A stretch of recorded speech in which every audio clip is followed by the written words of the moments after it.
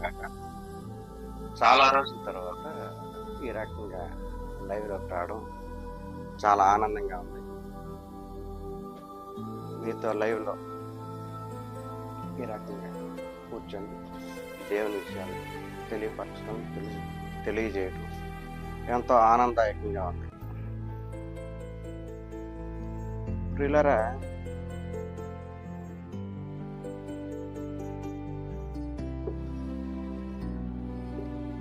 దేవుని యొక్క ఆహ్వానం ఏమిటి అన్నది తెలుసుకుందాం. దేవుడు మనల్ని ఏ రకంగా ఆహ్వానిస్తున్నాడు, ఎందుకు ఆహ్వానిస్తున్నాడు, ఎవరిని ఆహ్వానిస్తా ఉన్నాడు అన్న విషయాలను మనం కూలంకషంగా చర్చించుకుందాం. యెషయా గ్రంథం 56వ అధ్యాయం 9వ వచనం. యెషయా 56:9. పొలములోని సమస్త జంతువులారా, అడవిలోని సమస్త మృగములారా, భక్షించుటకు రండి. హల్లెలూయా. ఏమంటున్నాడు? పొలములోని సమస్త జంతువులారా, అడవిలోని సమస్త మృగములారా, భక్షించుటకు రండి అని ఆహ్వానిస్తున్నాడు. తండ్రి అయినటువంటి దేవుడు మృగాలకి జంతువులకి ఇది ఆహ్వానమా? మృగాలకి జంతువులకి ఆహారానికి భక్షించడానికి తినటానికి ఆయన ఏమైనా పిలుస్తా ఉన్నాడా అన్నది మనం చూస్తే, ఆయన పిలిచింది మృగాలకి జంతువులకి కాదు. ఆయన ఆహ్వానం పంపించింది, ఇన్విటేషన్ ఇచ్చింది మృగాలకి జంతువులకి కాదు. మృగాలకి జంతువులకి ఇన్విటేషన్ ఇవ్వక ఆయన మర్మానురీతిగా మాట్లాడుతూ ఉన్నాడు. ఈ విషయంలో మర్మం తాగబడి ఉంది, మర్మం దాచబడి ఉంది. ఇందులో పొలములోని సమస్త జంతువులారా అని అంటే లోకములోని సమస్తమైనటువంటి అన్యజనులారా అని మనతో మాట్లాడుతూ ఉన్నాడు. ఎవరంట వీళ్ళు? లోకంలోని సమస్తమైనటువంటి అన్యజనులు. వీళ్ళు అన్యజనులు అని మనం ఎలా నిర్ధారించుకోవాలి, ఎలా తెలుసుకోవాలి అని మనం చూసుకున్నట్లయితే అపోస్తల కార్యములు 10వ అధ్యాయం చూస్తే అక్కడ పేతురుకి ఒక సంఘటన ఎదురవుద్ది.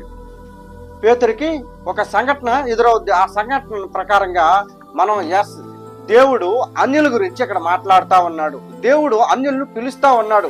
దేవుడు తన పరిచర్య చేయటం కోసం, తమ సేవ చేయటానికి కోసం అన్నట దేవుడు ఏం చేస్తా ఉన్నాడంటే అన్యులని, ఇశ్రాయేలీయులు కానిటువంటి జనాల్ని పిలవటం జరుగుతూ ఉంది ఈ రాత్రికాల సమయంలో. ఈ రోజున సమాజంలో ఇంతమంది ఈ రకంగా ప్రవక్తలుగాను, బోధకులుగాను, సేవకులుగాను ఉన్నారంటే దానికి కారణం ఈ యొక్క వాక్యాన్ని ఆధారం చేసుకునే. ఈ యొక్క వాక్యాన్ని ఆధారంగా చేసుకొని ప్రపంచంలో ఉండేటువంటి ప్రతి క్రైస్తవుడు దేవుని యొక్క సేవలో ముందుకు పోతా ఉన్నాడు. ఏంటది? లోకంలోని సమస్త మృగములారా, సమస్త జంతువులారా వచ్చి భక్షించండి, రండి, నా సేవ చేయండి, నా పరిచర్య చేయండి అని వారిని గురించి అడుగుతూ ఉన్నాడు. అంతేగాని జంతువులకు కాదు ఇది ఆహ్వానం, మృగాలకు కాదు ఇది ఆహ్వానం.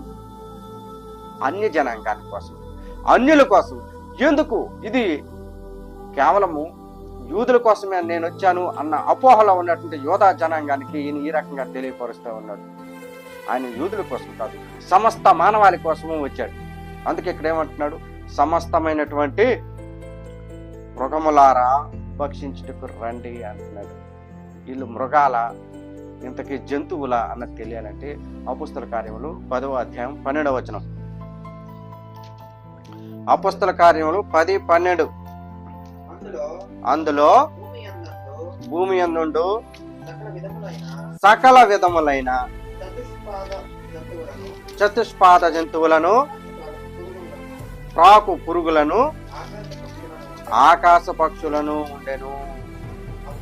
అప్పుడు పేతురు, నీవు లేచి దీనిని చంపుకొని తినుమని ఒక శబ్దము అతనికి వినపడెను. హల్లెలూయా. ఏం వినపడిందంట ఆయనకి? వీటిని లేచి చంపుకొని తిను అని అంటాడు. పేతురు మధ్యాహ్న కాల సమయంలో ప్రార్థన చేసుకుందామని మేడగది మీదకి వెళ్తా ఉన్నాడు. పేతురు దేనికోసం వెళ్తా ఉన్నాడు? ప్రార్థన చేసుకుందామని, దేవుని యొక్క ఆశీర్వాదాలు పొందుకుందామని, దేవునితో మాట్లాడదామని ఆయన మేడగదికి వెళ్తా ఉంటే మధ్యాహ్నం 12 కాల సమయంలో ఆయనకి ఎంతో భయంకరమైనటువంటి ఆకలి వేస్తూ ఉంటే అప్పుడు దర్శనం రీతిగా దేవుడు ఆయనకి చూపిస్తా ఉన్నాడు. ఒక దుప్పటిని చూపించి అందులో చతుష్పాద అంటే 4 కాళ్ళతో నడిచే జీవులను చూపిస్తా ఉన్నాడు. 2 కాళ్ళతో నడిచే జీవులను చూపిస్తున్నాడు. పాకే జీవులను చూపిస్తా ఉన్నాడు. అలాగే ఈదే జీవులను చూపిస్తా ఉన్నాడు. వీటన్నిటిని చూపించి ఏమంటా ఉన్నాడంటే, పేతురు వాటిని చంపుకొని తిను అంటున్నాడు. అంటే దాని అర్థం అవి జంతువులు కాదు, అవి పక్షులు కావు, అవి మృగాలు కావు, అవే అన్య జనాంగం అన్న విషయం పేతురికి ఎప్పుడు అర్థమైంది అని అంటే 28వ వచనంలో అర్థమవుతుంది. దేవుడు నాతో ఈ రకంగా ఉపమాన రీతిగా దర్శనం రీతిగా మాట్లాడింది ఈయన కోసమా, కుర్నేలి యొక్క కుటుంబం కోసమా, అన్యుల కోసమా అన్న విషయం ఎప్పుడు అర్థమైంది ఆయనకి? 28వ వచనంలో కానీ ఆయనకి అర్థం కాలేదు. అటువంటిది దేవుడు ఈ రోజున ఆహ్వానిస్తా ఉన్నాడు. సమస్త జనులారా, సమస్త జంతువులారా, మృగములారా రండి భక్షించండి అని దేవుడు ఆహ్వానిస్తున్నాడు. తండ్రి అయినటువంటి దేవుడు ఈ రకంగా మాట్లాడితే కుమారుడైనటువంటి క్రీస్తు ఏ రకంగా మాట్లాడుతున్నాడో మత్తయి సువార్త 9వ అధ్యాయం 37వ వచనం. మత్తయి 9:37.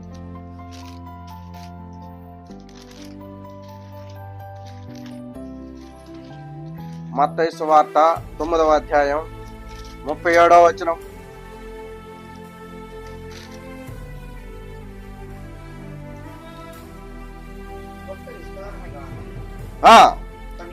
కోత విస్తారమే గాని పనివారు కొద్దిగా ఉన్నారు కనుక తన కోతకు పనివారిని పంపమని కోత యజమానిని వేడుకొనుడని తన శిష్యులతో చెప్పాను. తన శిష్యులతో ఏమంటున్నాడు? కోత ఎంతో ఉంది, పని చేయాల్సింది ఎంతో ఉంది, కానీ పనిచేసేటువంటి సిబ్బంది లేరు, పనిచేసేటువంటి వ్యక్తులు లేరు, పరిచయం చేసేటటువంటి సేవకులు లేరు. వారిని తీసుకుని రండి, వారిని తోడుకొని రండి అని తన శిష్యులకి ఆజ్ఞాపిస్తా ఉన్నాడు, తన శిష్యులకి తెలియపరుస్తా ఉన్నాడు. అర్థమైందా మీకు? దేవుడు ఇక్కడ ఏమంటున్నాడు అంటే సమస్త జనాలకి, ఏ ఒక్క యూదులకో ఏ ఒక్క క్రైస్తవులకో ఈయన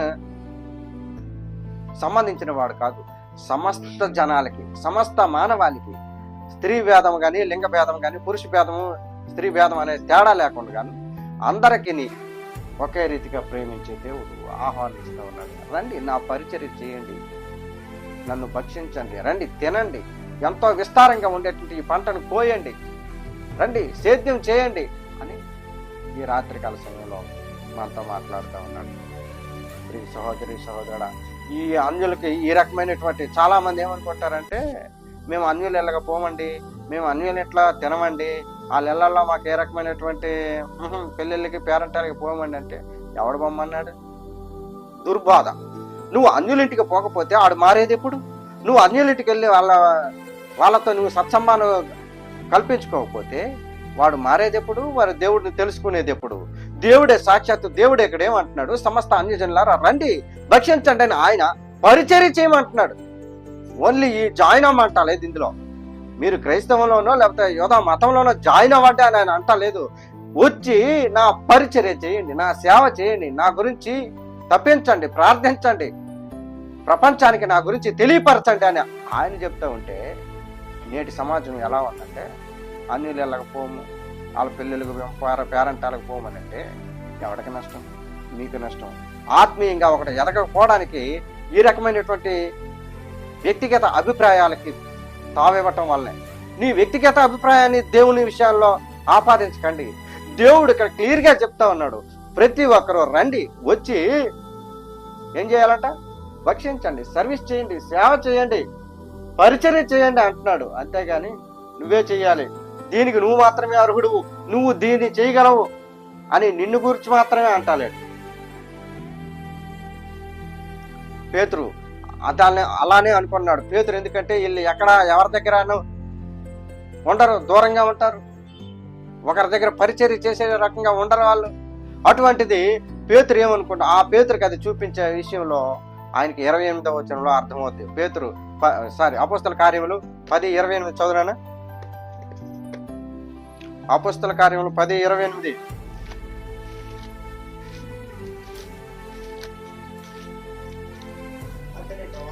అతనితో మాట్లాడుచు లోపలికి వచ్చి అనేకులు కూడి ఉండుట చూచెను. అప్పుడు అతడు అన్యజన వానితో సహవాసము చేయుట అయినను అటు వానిని ముట్టుకొనుట అయినను యూదునికి ధర్మము కాదు, నీకు తెలియను. అయితే ఏ మనుష్యుడను నిషేధింపక నిషేధింపదగిన వాడైనను అపవిత్రమైన వాడైనను కాదని చెప్పకూడదని దేవుడు హల్లెలూయా. దేవుడు ఆ 10, 14, 10 దాంట్లో 12 నుంచి 15 చదువుకున్న దాంట్లో అందులో ఏమంటాడంటే, నేను ఎప్పుడు ఇటువంటి వాటిని తినలేదు, ఇవి అపవిత్రమైనటువంటివి, ఇవి నిషిద్ధమైనటువంటివి కదా, వీటిని నేను ఎలా తినగలను, నేను ఎలా భక్షించగలను అని అపోస్తలుడైన పౌలు అంటాడు. 33.5 సంవత్సరాలు క్రీస్తుతో తిరిగినటువంటి, క్రీస్తుతో పరిచర్య చేసినటువంటి, క్రీస్తుతో కలిసి జీవించినటువంటి పేతురే ఏమంటున్నాడు, అన్యుల పట్ల ఆయన అభిప్రాయం ఇంకోలా ఉంది, అన్యుల పట్ల ఆయనకు ఉండేటువంటి ఆలోచన మరోలా ఉంది. కానీ దేవుడు ఏమంటున్నాడు, నేను పవిత్రపరిచినటువంటి వాటిని నువ్వు అపవిత్రము అని అనటానికి లేదు, నేను దాన్ని ప్రత్యేకపరిచినప్పుడు నువ్వు దాన్ని నిషిద్ధం అనటానికి లేదు. వాటిని నువ్వు తినాల్సిందే, వాటిని నువ్వు భక్షించాల్సిందే, వాటికి నువ్వు పరిచర్య చేయాల్సిందే, వాటికి నువ్వు సేవ చేయాల్సిందే, వాటిని భక్షించి నువ్వు తినాల్సిందే అని మాట్లాడడం జరుగుతూ ఉంది. 3.5 సంవత్సరాలు యేసుతో తిరిగినటువంటి పేతురికే ఈ రకమైనటువంటి ఆలోచన ఉన్నప్పుడు, ఆయన మాటలను ఆధారంగా చేసుకొని మనలో భిన్నాభిప్రాయాలు ఉండడంలో అర్థం ఎంతవరకు సమంజసం చూడాలి. వ్యతిరేకమైనటువంటి ఒక్కొక్కరికి ఒక్కొక్క విధమైనటువంటి వ్యతిరేక భావాలు ఉన్నాయి, వ్యతిరేకమైనటువంటి ఆలోచనలు, వ్యతిరేకమైనటువంటి ఉద్దేశాలు ఉన్నాయి అన్యుల పట్ల. కానీ దేవుడు ఏమంటున్నాడు, మీకు ఉండొచ్చేమో కానీ నాకు అన్యుల పట్ల ఆ రకమైనటువంటి ఉద్దేశం లేదు, ఆ రకమైనటువంటి ఆలోచన లేదు. వారిని కూడా రక్షించాలి, వారిని కూడా సేవించాలి, వారిని కూడా నా సంఘంలో కలుపుకోవాలి, వారిని కూడా నా రాజ్యంలో చేర్చుకోవాలి, వారు కూడా నా రాజ్యానికి వారసులుగా ఉండాలి అని ఆయన యొక్క తపన, ఆయన యొక్క తాపత్రయం. కానీ మనం మాత్రం అన్యులను దూరం పెడతాం, అన్యులకు దూరంగా ఉంటాం, అన్యులతో సహవాసం చేయటానికి ఇష్టపెట్టుకోం. అన్యుడంటే ఎవడు? వాడు కూడా మన సహోదరుడే కదా. అటువంటి అన్యుడు వాడు దేవుని గురించి ఎప్పుడు తెలుసుకుంటాడు? మనం చెప్పకపోతే వాడు తెలుసుకునేది ఎప్పుడు, మారేది ఎప్పుడు, మనతో పాటు ఆయన జాయిన్ అయ్యేది ఎప్పుడు? మన సంఘంలో మనం వాడిని చేర్చుకోకపోతే వాడు దేవుని ఎలా తెలుసుకోగలుగుతాడు? దేవునికి ఎప్పుడు దగ్గర అవుతాడు? ఈ సృష్టి అంతాను ఇంకా దేవుని తెలుసుకోలేకపోతుందని అంటే మనం ఇటువంటి జనాల్ని దూరంగా ఉండటం వల్లే, ఇటువంటి జనాల్ని మన సంఘంలో చేర్చుకోకపోవటం వల్లే. మనం సంఘాల్లో ఇటువంటి వారిని చేర్చుకొని ఉంటే ఈ పాటిగా భారతదేశం ఎప్పుడో క్రైస్తవ దేశంగా మారేది, మరి ఎంతో ప్రేమమయ దేశంగా మారేది. మారట్లేదు, చేరట్లేదు అని అంటే దాని అర్థం మనం దేవుని యందు భిన్నాభిప్రాయాలు కలిగి ఉన్నాం, మన ఉద్దేశాలను దేవుని ఉద్దేశాలకి ఆపాదిస్తూ ముందుకు సాగిపోతా ఉన్నాం. నీ వ్యక్తిగత అభిప్రాయాన్ని ఇది దేవుని అభిప్రాయంగా మనం చెప్తూ ముందుకు పోతున్నాం తప్పితే ఇది నీ ఉద్దేశం వేరు, నీ అభిప్రాయం వేరు, దేవుని యొక్క ఆలోచన విధానం వేరేగా ఉంది. అందుకే దేవుడు మనుషుల ఆలోచనకి అందడు. అన్యుడంటే ఆడు అంటరానాడు అన్న లెవెల్లో నువ్వు చూస్తావు. అన్యుడనంటే వాడు నాకు కావాల్సిన వాడు, నాకు ఇష్టడు, నన్ను హత్తుకొని అన్యుడు ధన్యుడు అని ఆయన అంటున్నాడు. యెషయాను హత్తుకొని యెహోవాను హత్తుకొని అన్యుడు ధన్యుడు అని ఆయన మాట్లాడుతూ ఉన్నాడు. కానీ నువ్వేమంటా ఉన్నావంటే అన్యులు వీళ్ళు మాకు సంబంధం లేని వాళ్ళుగా ఉన్నారు, వీళ్ళు మా దేవుళ్ళని ఆరాధించరు అని వారిని దూరం పెడతా ఉన్నాం. ఈ రాత్రికాల సమయంలో అన్యులు అనే వారితో మనం సత్సంబంధాలను కలిగి ఉండాలి, వారిని హక్కును చేర్చుకోవాలి, వారిని ఆదరించాలి, వారిని ప్రేమించాలి, వారిని గౌరవించాలి, వారికి సువార్తను తెలియపరచాలి, వారికి దేవుని విషయాల గురించి తెలియజేయాలి. ఇవేమీ తెలియజేయకుండా వాడు మారమంటే ఎలా మారతాడు?